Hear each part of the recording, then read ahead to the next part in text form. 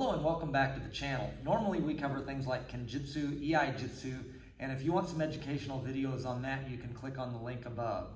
A lot of times parents will ask me, well, I want to find a teacher, a martial arts teacher for my child because they've heard a lot of the good things that their child can get from the martial arts if they train. So they're always asking me my opinion on, how to find a good teacher. So in this video series, what I want to do is I want to cover, how to find a good teacher, especially if you're a parent or, a good teacher through black belt. You're going to take something like taekwondo, karate, or, whatnot. How do I find a good teacher for either my child or if, you're just starting out in martial arts, how do you pick the best martial arts school? There's two types of good teachers. One is a teacher up until black belt level. And so I think that there's a lot of skills and things you need to learn to get your black belt. Once you get your black belt, you can either decide to quit or you can go on and study a lot more depth or study a Koryu or something, more a lifelong study. This is my 40th year training in, various martial arts. And so what I want to do is solidify my experiences into what I think makes a great first teacher, teacher through black belt. And some of the things that I think you need to get skill-wise is, number one, perseverance, because you need to be able to learn how to push through something to get to your goal. And, not only is that helpful in martial arts, but that's also helpful in life. The second thing that I think is very important to get from martial arts training is respect. So, if you don't respect the people around you and the dojo and the environment around you, it's hard to either, grow up as an adolescent or a child, and it's hard to really learn the martial arts when you want to get to a more advanced level. So respect is high on my list of things that you want to get out of it. Number three is self-awareness, and that's really important because if you're trying to learn these skills in martial arts, if you don't learn self-awareness, meaning you have a pretty good idea of I think I'm doing this, but am I really doing this? And so a lot of students don't have self-awareness with their physical movements, and it's the same as trickles into your life as if you don't have self-awareness of your actions, then you can't correct them around other people, and it makes it harder to live a happy life if you don't have self-awareness around your actions. Number four is by far very important, is self-confidence and being confident about your own abilities and confident about life in general. And I think that really helps kids because when they can have more confidence in school and in social situations, they're going to make better choices.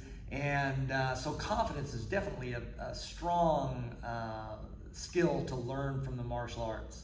Believe it or not, I think the physical skill that you learn in martial arts is a lot less important than the mental skills that you can learn. And so I've probably changed over the years on that.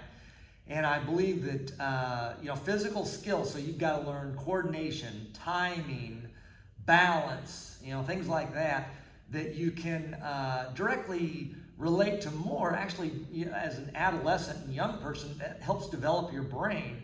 So, not only are those physical things good for learning a skill like karate, but it's good for learning for, if you want to learn how to dance or do other skilled activities, it will help with that as well. And the last thing that I want to talk about is self-defense, because, you would think I'd rate that as the highest thing in doing karate, but as I'm older, now I think that self-defense is probably the least valuable skill you're going to get out of training in martial art because it takes a lot of skill to get to where you can learn to use this in real life. And so usually the first 5 years are to black belt.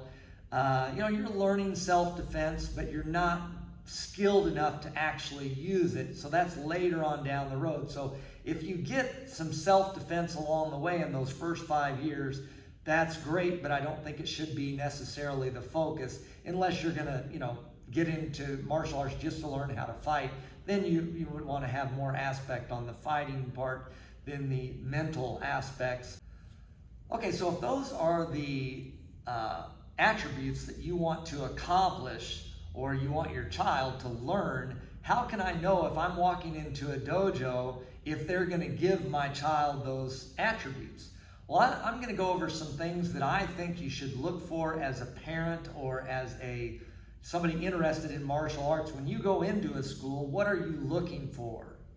Now, these aren't an exact list, meaning some teacher is good in this area, another teacher is good in this area.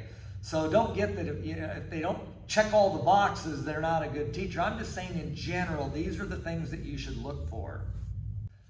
So what you want to do is, if you're observing a children's class, that's a lot different than if you're observing an adult class. So I'm going to mainly talk about kids class, but I'll try to give some things when you're watching an adult class, what to look for. When you first walk into a dojo, the number one thing that you want to look for is organization. And you should see an organization about the dojo. Everything has a place. Maybe the people will come in, they'll leave their shoes all lined up. Look at that row. Are they all lined up or are they just haphazard everywhere?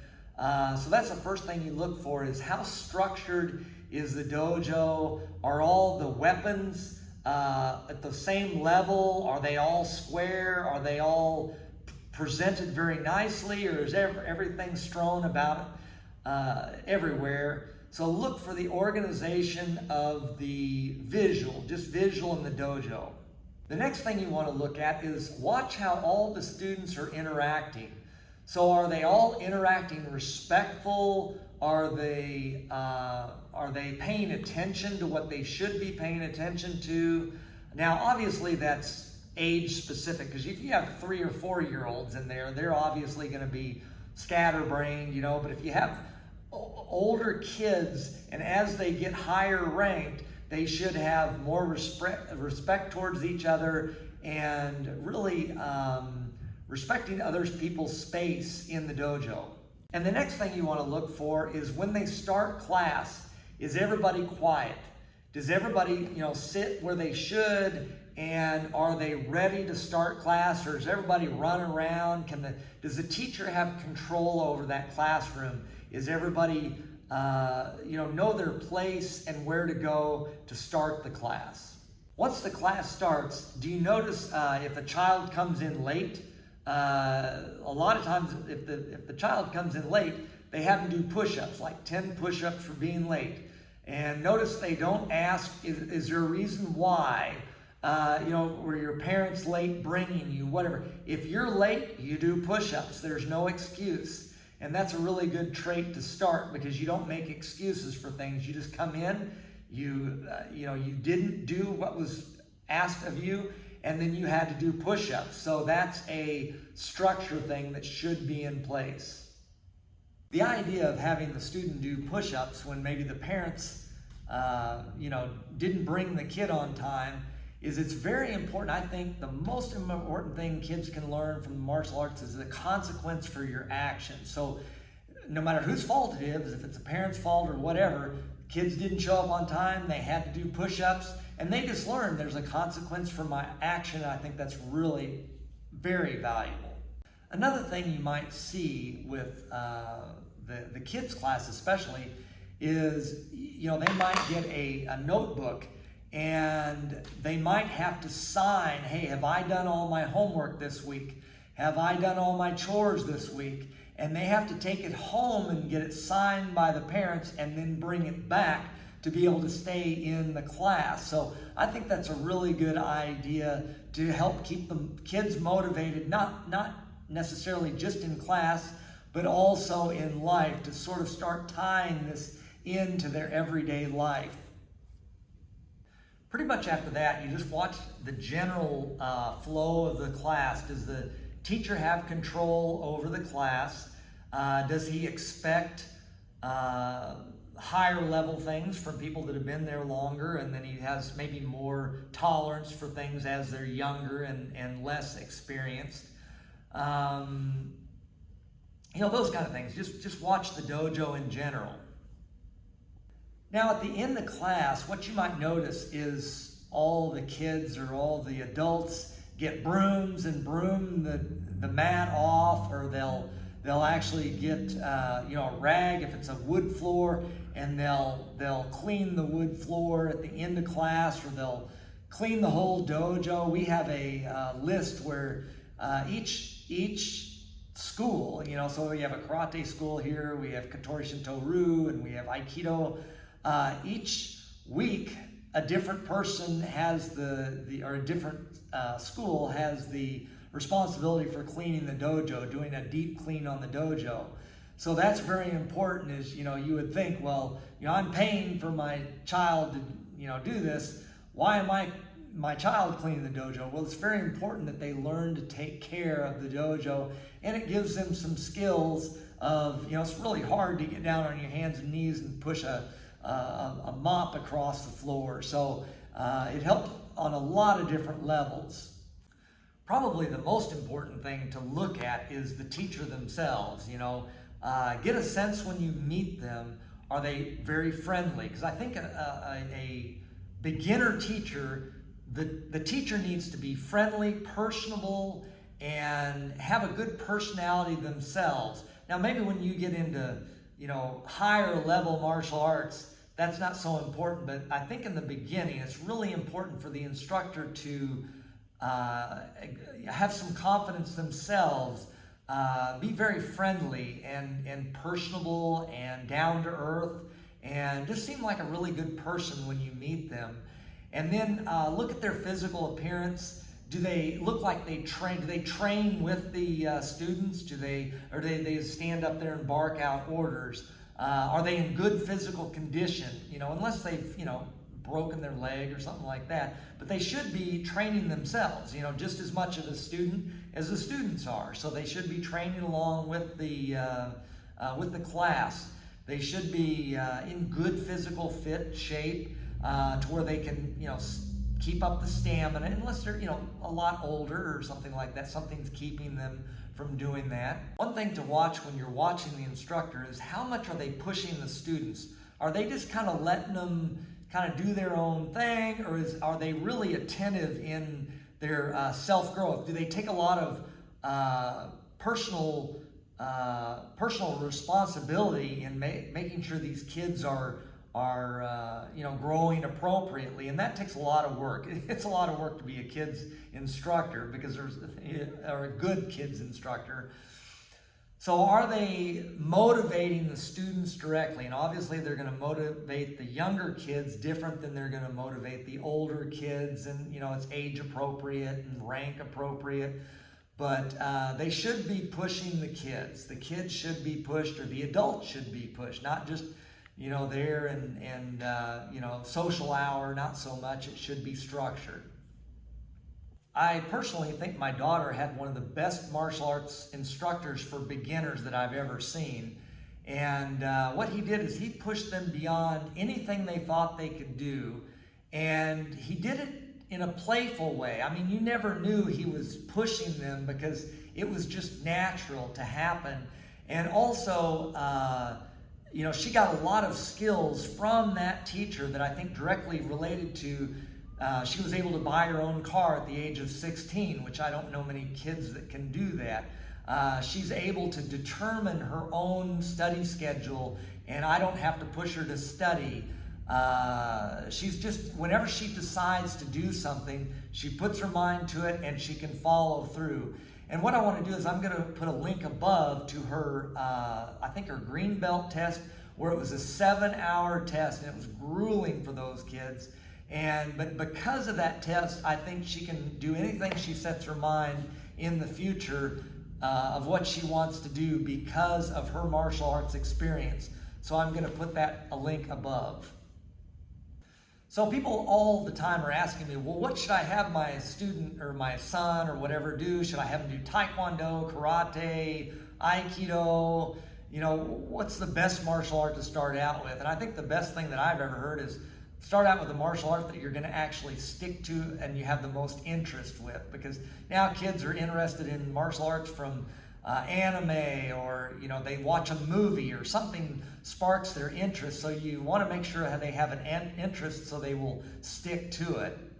So as far as matching a martial art to the student, the bigger picture is I think you should pick the martial art that works your weaknesses the most. That's really what I think you should start out with, but that's not how people do that. I think people in general should start out with something like karate or taekwondo in the beginning, because you're learning a lot of balance, you're learning structure, you're learning stability, you're learning generating power, all the attributes that if you go on to other martial arts, you'll need that as a core foundation. One thought that I want to discuss just briefly is whether a teacher teaches for money or they just teach to support the dojo. And sometimes, not always, but sometimes when people are getting money from it, they'll take a lot of shortcuts with the class, and so they'll teach it more to mold to the student than to actually teach those skills, and so they won't get as much out of it. And so be a little more cautious if they're making money at it than if they're just doing it for a hobby. And sometimes you can see this in the classroom, because you'll see like the higher belts are not very skilled. They don't have a lot of skill, or you can't really tell the higher belts from the lower belts because their skill level, their coordination is off, because they're letting a lot of things slide, because they've got to keep students in the door to pay the bills. So that's one of the drawbacks of doing this as a business, is you sometimes let the skills that you should be teaching go, because you need to pay the bills. Now, those are just the foundational skills for picking a beginner teacher. What I'm going to do is in the next video, I'm going to go into how to pick an advanced teacher, somebody that you're going to study for a lifetime, or you're going to take it past black belt. What kind of a teacher is good for that? Because that's completely different than what I think is a good teacher for a beginner. So if you'd like to watch this video, I highly suggest you like and subscribe to the channel, and click on the notification bell, and then that'll let you know when the next video comes out, and then you can set up for the whole series. I hope these tips are useful, and if you're a martial artist out there, I'd like to get your comments on what you think are a good a beginner teacher, and what are some of your experiences, or what have you learned from martial arts in general? If you could put those down in the comments, I'd really appreciate it.